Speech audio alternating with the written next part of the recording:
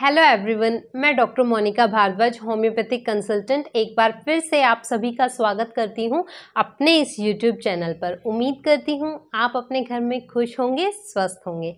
तो आज हम बात करेंगे एक बहुत कॉमन प्रॉब्लम के बारे में, दैट इज़ कफ यानी खांसी, कि ये किन कारणों से होती है, कब आपको डॉक्टर को कंसल्ट करना चाहिए, कब आपको अपनी खांसी को सीरियसली लेना चाहिए, और होम्योपैथी में कौन कौन सी दवाएं हैं जो आपकी खांसी को परमानेंटली क्योर करने में हेल्प करेंगी। आज हम इन्हीं के बारे में डिटेल डिस्कशन करेंगे, तो अंत तक ज़रूर बने रहिए। अगर आपने मेरा चैनल अभी तक सब्सक्राइब नहीं किया है तो प्लीज़ सब्सक्राइब माय चैनल। तो आज की वीडियो शुरू करते हैं।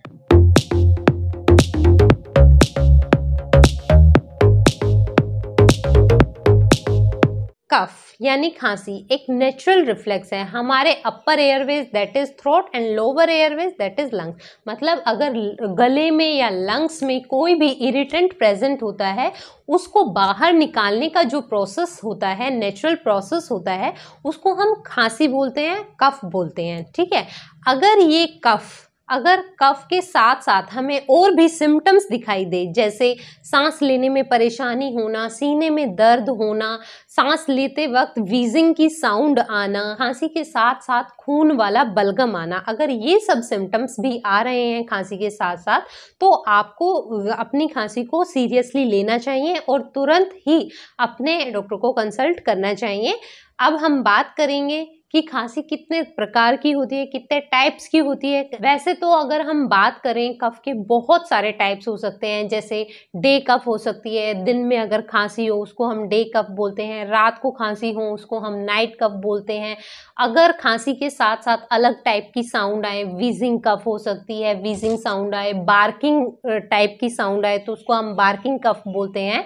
तो उस तरीके से उनके नाम हो जाते हैं कि उसकी आवाज़, खांसी की आवाज़ कैसी आ रही है, या कौन सी टाइमिंग पे हो रही है, या फिर कितने ड्यूरेशन से है। अगर 2 से 3 हफ्तों तक है खांसी तो उसको हम एक्यूट कफ बोलते हैं। अगर खांसी 3 से 8 हफ्तों तक है तो हम उसको सब क्रोनिक कफ बोलते हैं।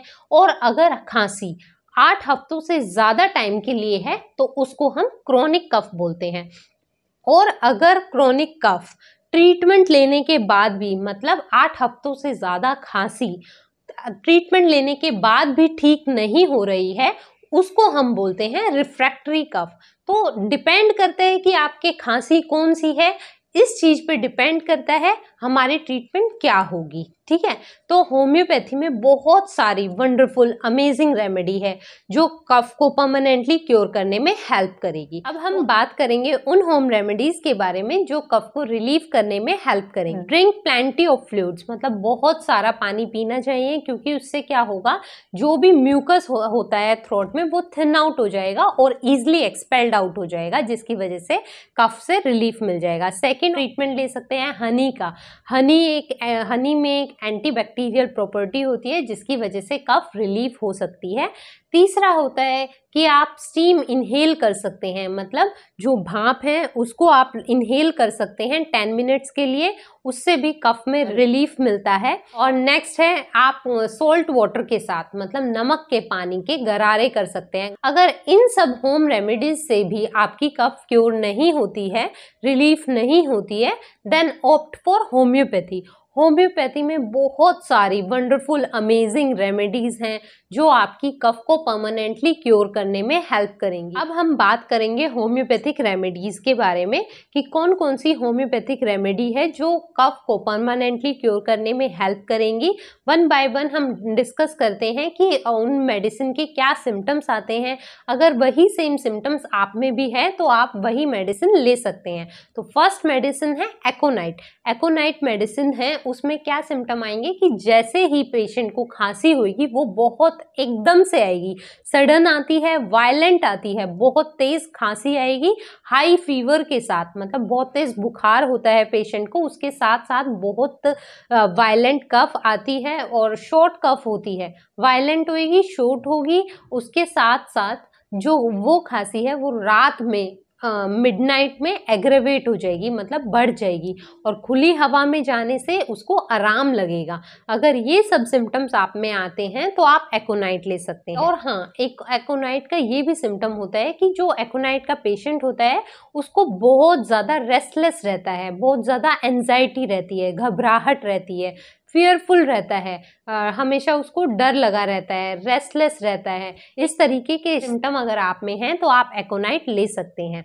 नेक्स्ट मेडिसिन है ब्राइनिया अल्बा। ब्राइनिया अल्बा के पेशेंट में क्या सिम्टम्स आते हैं कि जो उनके खांसी होती है वो बहुत ज़्यादा पेनफुल होती है और ड्राई होती है। ड्राई कफ के साथ साथ पेनफुल कफ होगी, और पेशेंट को ऐसा लगता है जब वो खांसता है कि उसकी जो चेस्ट है वो पीसेस में कन्वर्ट हो जाएगी, ऐसे बर्स्ट हो जाएगी और पीसेस में कन्वर्ट हो जाएगी। तो वो क्या करता है, जब भी खांसता है तो चेस्ट को ऐसे होल्ड करता है, तब ही खांस पाता है, नहीं तो उसको यहाँ चेस्ट में बहुत ज़्यादा पेन होता है खांसी के साथ साथ। कि खांसी रात में बढ़ जाती है, कुछ भी खाता या पीता है, बात करता है, चलता फिरता है, कुछ भी करता है तो इन सब चीज़ों से ब्राइनिया के पेशेंट की खांसी बढ़ जाती है। और इसको आराम कैसे मिलता है, जैसे ही पेशेंट रेस्ट करता है, लाई डाउन करता है और आराम से बैठता है, तब पेशेंट को रिलीफ मिलता है। अगर ये सब सिम्टम्स आप में हैं तो आप ब्राइनिया अल्बा ले सकते हैं। नेक्स्ट मेडिसिन है स्पोंजिया टोस्टा। ये उन पेशेंट्स को लेनी चाहिए जिनकी खांसी बहुत ज़्यादा सूखी हो, जितने भी एयर पैसेजेस हैं, सांस लेने की नलियां हैं, जितने भी एयर पैसेजेस, जो ट्रैकिया हो गया, इन सब में बहुत ज़्यादा सूखापन है, ड्राइनेस है, इस तरीके के सिम्टम्स हैं तो स्पोंजिया लेनी चाहिए। और स्पोंजिया के पेशेंट की जो कफ होती है वो स्मोकिंग करने से, कुछ भी ठंडा खाने से, या मीठी चीज़ें खाने से, या कोई मेंटल एक्साइटमेंट होने से, इन सब चीज़ों से उसकी खांसी बढ़ जाती है। और जो स्पोंजिया का पेशेंट होता है उसको रिलीफ कैसे मिलता है, कुछ भी गर्म चीज़ खाएगा या पिएगा तो उसकी खांसी में बहुत ज़्यादा रिलीफ मिलता है। तो अगर ये सब सिम्टम्स आप में हैं तो आप स्पोंजिया 30 ले सकते हैं। नेक्स्ट मेडिसिन है ड्रोसेरा। ड्रोसेरा उन पेशेंट को लेनी चाहिए जिनकी खांसी रुक रुक के आती है, बट जैसे ही एक बार रुकी तो थोड़ी देर में तभी आ जाएगी। मतलब रुक रुक के अगर खांसी आए, सूखी खांसी आए, तो वो पेशेंट ड्रोसेरा मेडिसिन ले सकते हैं। और इनकी खांसी कुछ भी खाने पीने से या बातें करने से, सिंगिंग करने से, गाना गाने से, बोलने से, इन सब चीज़ों से बढ़ जाती है। अगर ड्राई, सूखी, इरिटेबल और स्पास्मोडिक खांसी हो, स्पास्मोडिक कफ के लिए ड्रोसेरा एक बहुत अच्छी दवा है। नेक्स्ट मेडिसिन है एंटिमटाड। अगर बच्चों के खांसी होती है उनके लिए बहुत अच्छी दवा है एंटिमटाड। इसके पेशेंट को क्या लगता है कि चेस्ट बहुत ज़्यादा म्यूकस से भरा हुआ है, जब भी पेशेंट खांसता है तो रैटलिंग की आवाज़ आती है, गड़गड़ की आवाज़ आती है, बट जब वो खांसने लगता है तो बहुत कम म्यूकस ही निकल पाता है, बहुत कम स्पूटम, जिसको हम कफ भी बोलते हैं, वो बहुत कम निकल पाता है। कि सारी कंप्लेंट जब कोल्ड डैम्प वेदर होता है, मतलब जो रेनी सीजन होता है, उसमें इसकी सारी कंप्लेंट बढ़ जाती है। तो इसको आराम कैसे मिलता है पेशेंट को, जैसे ही अपना म्यूकस बाहर निकाल लेता है तो पेशेंट को बहुत अच्छा फील होता है। और ये सारी सिम्टम जैसे ही पेशेंट हाँ, एक और चीज़ है, से वो लाई डाउन करता है, लेटता है, तो उसकी खांसी बहुत बढ़ जाती है, लेकिन जैसे ही वो सीधा बैठता है तो उसको रिलीफ मिलता है। अगर ये सब सिम्टम्स आप में भी हैं तो आप एंटिमटाड ले सकते हैं। नेक्स्ट मेडिसिन है हिपारसल्फ। जो हिपारसल्फ का पेशेंट है, इसको हर चीज़, कोई भी चीज़ ठंडी हो, चाहे वो ठंडी हवा हो, चाहे वो ठंडी खाने की चीज़ हो, ठंडी पीने की चीज़ हो, कोई भी चीज़ ठंडी हो, उन सब चीज़ों से प्रॉब्लम होती है हिपारसल्फ के पेशेंट को। और ये बहुत ज़्यादा सेंसिटिव होता है कोल्ड एयर को लेके। और जब ये कोई भी चीज़ गर्म खाता है तो उन सब चीज़ों से हिपारसल्फ के पेशेंट को बहुत ज़्यादा रिलीफ मिलता है। इसको हमेशा ऐसा लगता है कि इसके गले में कुछ अटका हुआ है। इस तरीके के सिम्टम्स आते हैं हिपारसल्फ के पेशेंट में। नेक्स्ट मेडिसिन है इपिकैक। इपिकैक एक बहुत अच्छी दवा है खांसी के लिए। अगर रैटलिंग कफ है, लूज रैटलिंग कफ है, मतलब जब वो खांसता है तो रैटलिंग की आवाज़, ऐसा लगता है कि म्यूकस बहुत ज़्यादा भरा हुआ है।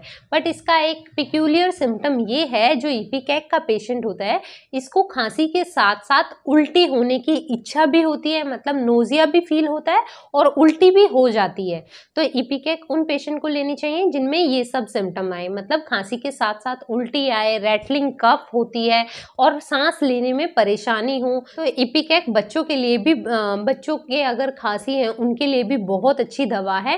उनको दम घुटने वाली खांसी होती है बच्चों के, और जो बच्चों का फेस है वो ब्लू हो जाता है, स्टिफ हो जाता है खांसी की वजह से। अगर ये सब सिम्टम्स आ रहे हैं तो आप इपिकैक मेडिसिन ले सकते हैं। नेक्स्ट मेडिसिन है काली म्यूर। काली म्यूर उन पेशेंट को लेनी चाहिए जिनमें खांसी के साथ साथ सफेद म्यूकस आए, सफेद स्पूटम आए, मतलब सफेद बलगम के साथ खांसी हो तो काली म्यूर लेनी चाहिए। और अगर येलो कलर के स्पूटम के साथ खांसी हो तो काली सल्फ लेनी चाहिए। तो इस तरीके से होम्योपैथी की रेमेडीज चेंज हो जाती है सिम्टम टू सिम्टम्स।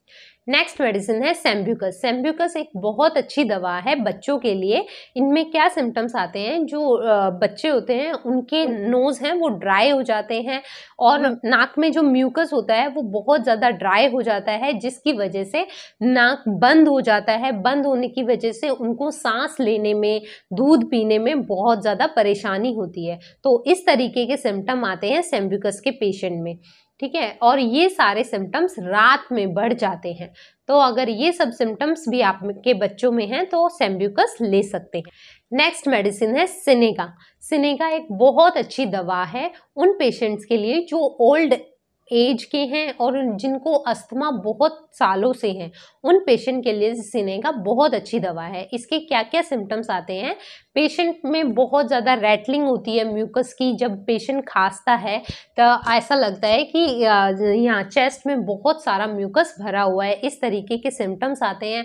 और जो म्यूकस है उसको रेज आउट करने में, मतलब बाहर निकालने में पेशेंट को बहुत डिफ़िकल्टी होती है, वो अच्छे से बाहर नहीं निकाल पाता। हमेशा ऐसा लगा रहता है कि यहाँ पे भरा हुआ है, हमेशा चेस्ट में बहुत ज़्यादा ऑपरेशन फील होता है, हैवीनेस फील होती है। और जो अस्थमा के पुराने पेशेंट हैं, मतलब ओल्ड एज में अगर अस्थमा की भी प्रॉब्लम परसिस्ट कर रही है तो senega is one of the best remedy for old age patient. इन सब होम्योपैथिक मेडिसिन के अलावा एक पेटेंट होम्योपैथिक मेडिसिन है जो सभी टाइप की कफ के लिए बहुत हेल्प करती हैं, that is just in cough syrup. ये उन पेशेंट्स को लेनी चाहिए जिनके एक्यूट कफ हो, मतलब कुछ समय से ही हो रही हो, या क्रॉनिक कफ हो, स्मोकर्स कफ हो, या एलर्जिक कफ हो, कफ के साथ साथ ब्रेथलेसनेस हो, तो ये मेडिसिन ले सकते हैं दिन में 3 बार और 3 से 4 दिन तक। तो यकीन मानिए आपकी किसी भी टाइप की कफ होगी तो उसमें आपको बहुत रिलीफ मिलेगा। उम्मीद करती हूँ मेरे द्वारा दी गई जानकारी आपको पसंद आई होगी। तो मिलते हैं अपनी नेक्स्ट वीडियो में, तब तक खुश रहें, स्वस्थ रहें।